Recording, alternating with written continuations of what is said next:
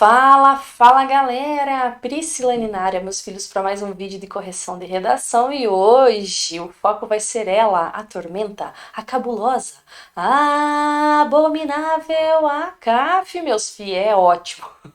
Sério, uma banca mais tormenta que essa, meu filho, só essa mesmo. Falando de vestibular, a CAF é a top 1 das particulares. Então, olha só, a CAF, gente, como vocês já devem saber, ela não é engessada. Então, o que você escreve para o Enem não serve para você escrever para a CAF. Você não pode ser um aluno que queira decorar alusões, decorar a citação, decorar o texto, porque isso não vai dar certo. Não dá certo em quase nada mesmo, né? Mas especialmente na CAF. E aí, gente, pensando nisso, eu tô trazendo alguns vídeos aqui de correção de redação. Para quem não sabe, eu tenho curso também específico para a CAF lá no profaprisatera.com.br. Então vamos lá. Essa proposta é de uma aluna minha. Ela pediu correção em vídeo e ela colocou como título Dilema dos Brasileiros, né? Ela colocou como título Dilema dos Brasileiros. Eu sugiro que vocês tragam títulos mais criativos, que vocês tragam títulos mais articulados com o seu texto. E aí, já que ela fala em dilema e já que ela pensa aí nessa questão de dúvida, né? Deve votar, não deve votar, eu sugiro que você coloque como título votar ou não votar. Eis a questão. Essa proposta era sobre o dilema do brasileiro, sobre a obrigatoriedade do voto e a incerteza na política. Era algo sobre isso, tudo bem? Então vamos lá. Em 1932, sob o governo do presidente Getúlio Vargas, foi implantado no Brasil o voto obrigatório.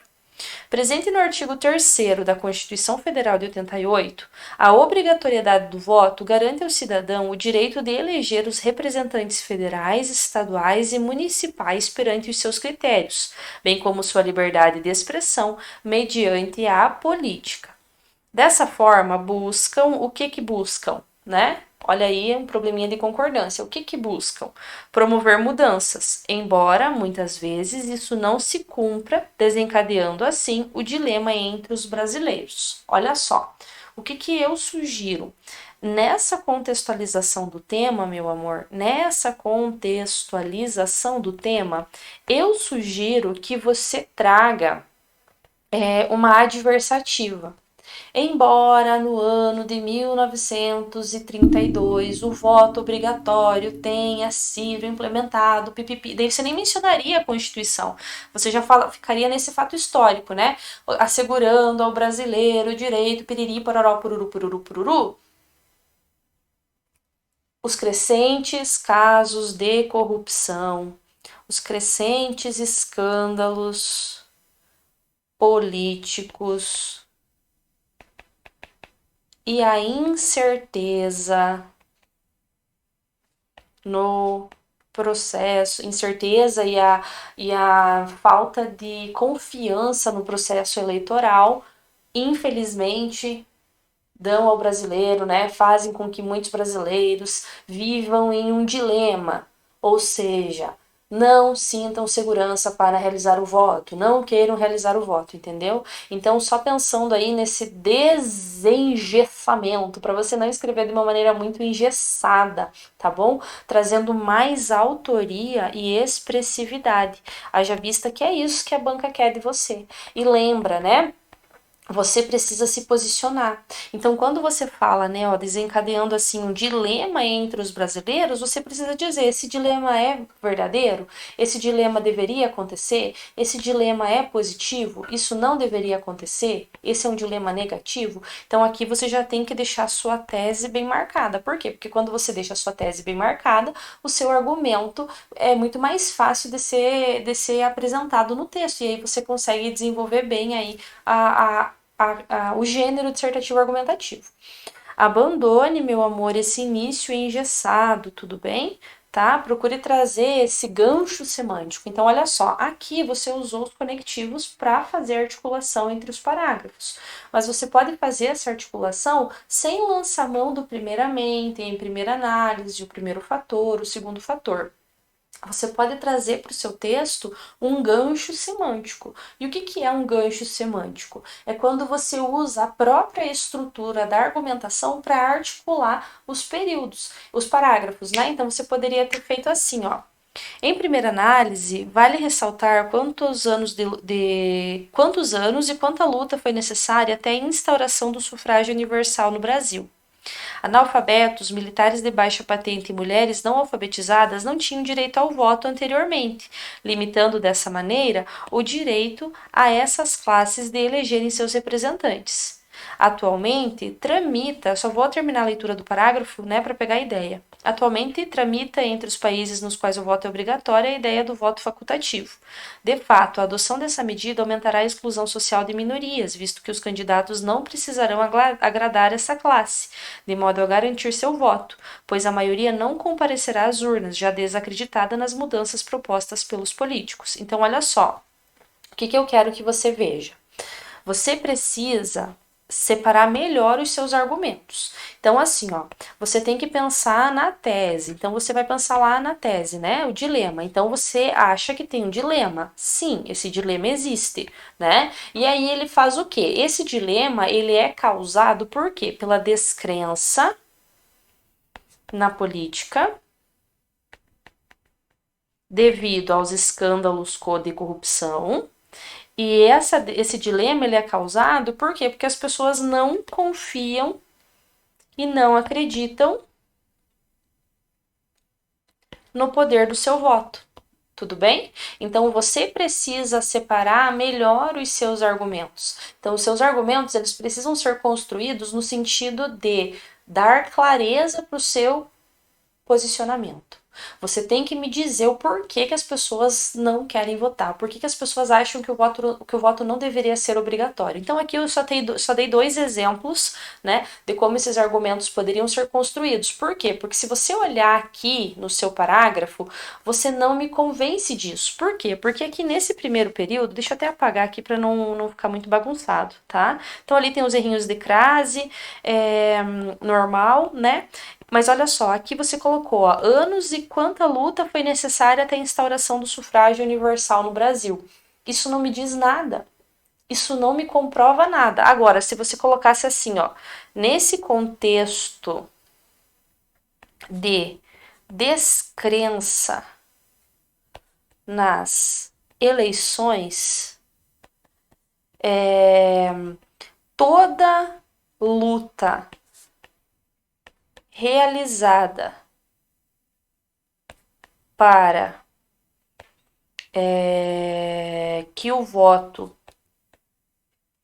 fosse obrigatório,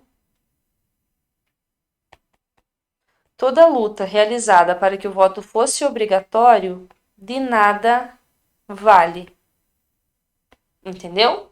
Então aqui, ó, você já é enfática. Você não fica me falando, olha, o sufrágio universal, né? Ou não tem importância, ou não é valorizado, sei lá, enfim. A questão que eu quero que você entenda é que você, no tópico frasal, você já precisa dar ênfase ao seu argumento. Você já precisa deixar claro por que que você está defendendo isso. Percebe? E aí aqui, ó, quando você traz, né, essa questão histórica, isso aqui faz com que o seu texto fique expositivo. Por quê? Porque isso aqui não comprova, né? Não comprova nada. Esse período não me comprova nada. Você só está contando a história. E aí, isso aqui faz com que, além de ficar, né, desarticulado, esse seu período fique expositivo. E ao ficar expositivo, você foge lá da característica base do gênero. Tudo bem? E aí você coloca, atualmente, tramita entre os países nos quais o voto é obrigatório a ideia do voto facultativo. Tá, e isso significa o quê? Então, como que você se posicionaria? Então, por exemplo, né? A esse respeito, é inadmissível, olha lá, quando eu uso a palavra que indica o juízo de valor, ó, é inadmissível que discussões que queiram implementar o voto facultativo existam, tendo em vista que esse direito que foi suadamente, né, que foi de uma maneira muito sofrida, conquistado, ele precisa ser mantido.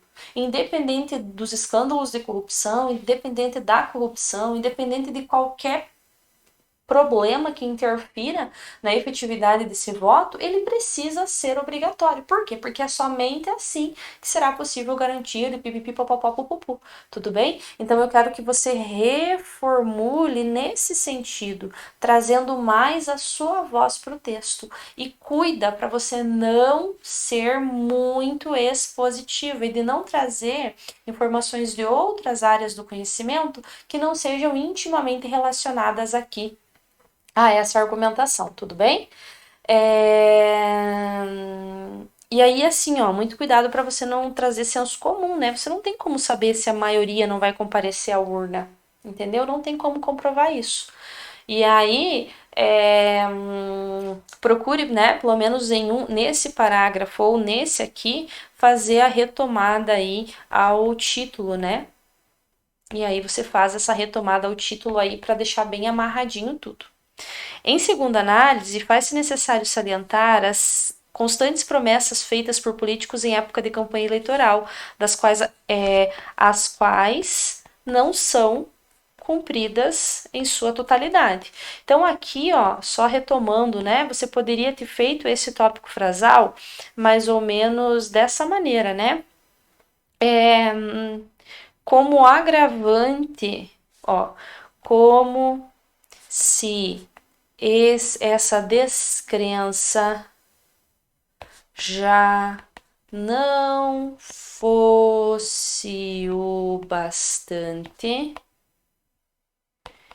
acrescenta-se a isso as promessas eleitorais que inundam os debates políticos, né? Enfim, consegue perceber a diferença no tópico frasal, de você ser mais enfática nessa argumentação, de você já deixar ela bem mais efetiva no seu texto? Tal fato, juntamente às corrupções, desanimam os eleitores, fazendo com que a ida às urnas seja menos frequente a cada eleição, instaurando-se um dilema entre os brasileiros. Até que ponto vale a pena exercer seu compromisso de cidadão e ir votar? Eu oriento que você não faça a pergunta no seu texto, tudo bem? Ainda que você opte por fazer uma pergunta retórica, piriri, pororó, eu oriento que você não faça a pergunta e que você mantenha o seu foco aonde? Mantenha o seu foco na argumentação. Afinal de contas, é isso que a banca quer de você, que você argumente, né? Dessa forma, o sufrágio universal se torna irrelevante com o passar dos anos, pois o direito de todo cidadão fica manchado pela corrupção e promessas eleitorais não cumpridas, avistando assim a beira do abismo, né?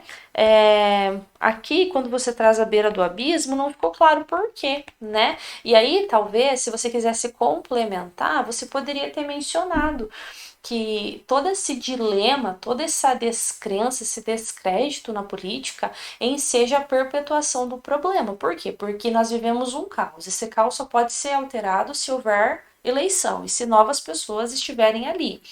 A partir do momento que você abre mão desse seu voto, a partir do momento que você abre mão desse direito, você está dando a oportunidade para que outras pessoas decidam por você. Outras pessoas decidindo por você vão colocar pessoas no poder que não são aquelas que você queria. E aí vai virando um ciclo. Por quê? Porque você vai se desinteressando aí também pela política, tudo bem? Então aqui você poderia ter complementado essa parte do abismo. E eu senti falta do repertório, tudo bem? Então assim, ó, as escolhas, né, de informações de outras áreas do conhecimento, elas precisam ser muito intencionais na ACAF. Todo o repertório que você trouxer na redação, ele precisa fazer sentido, ele não pode ser um repertório deslocado. Então é importante que o repertório escolhido ele seja intimamente relacionado ao argumento que você está trazendo. Então você tem que trazer, pelo menos nos 2 parágrafos aí de desenvolvimento, uma alusão, um repertório, alguma informação de outra área do conhecimento aí para complementar, tudo bem? Nesse contexto, o dilema entre os brasileiros em relação ao voto é reflexo de uma sociedade corrupta. Como assim sociedade corrupta? Por que a sociedade é corrupta? Como assim? tá? Então aqui acabou ficando um pouco superficial. Então, enquanto mudanças no âmbito político não forem tomadas, aqui eu sugiro que você coloque aplicadas, né? Porque nós tomamos água. Aplicadas, essa situação irá se perpetuar, haja vista que, conforme postura Mauro Roberto, não existe uma democracia onde impera a corrupção, a justiça, a mentira e a hipocrisia. Quem é Mário Roberto? Né? Então aqui você poderia ter colocado entre travessões quem que ele é. Beleza? É importante trazer uma citação aí na conclusão, mas não é a única forma de fazer o fechamento do seu texto. Beleza? Então vamos lá, a partir dos critérios da banca, né? Aqui nós temos a sua nota, tá bom? A gente falta aí no estilo 1, 2, 3, 4, 4, 5,5 é a sua nota, tudo bem? Eu acredito que depois dessa correção aí seja possível você compreender como estruturar o seu texto e ter mais clareza, meu amor, mais clareza nessa argumentação, especialmente nessa defesa do seu ponto de vista, tudo bem? Bora escrever a redação? Bora, minha filha!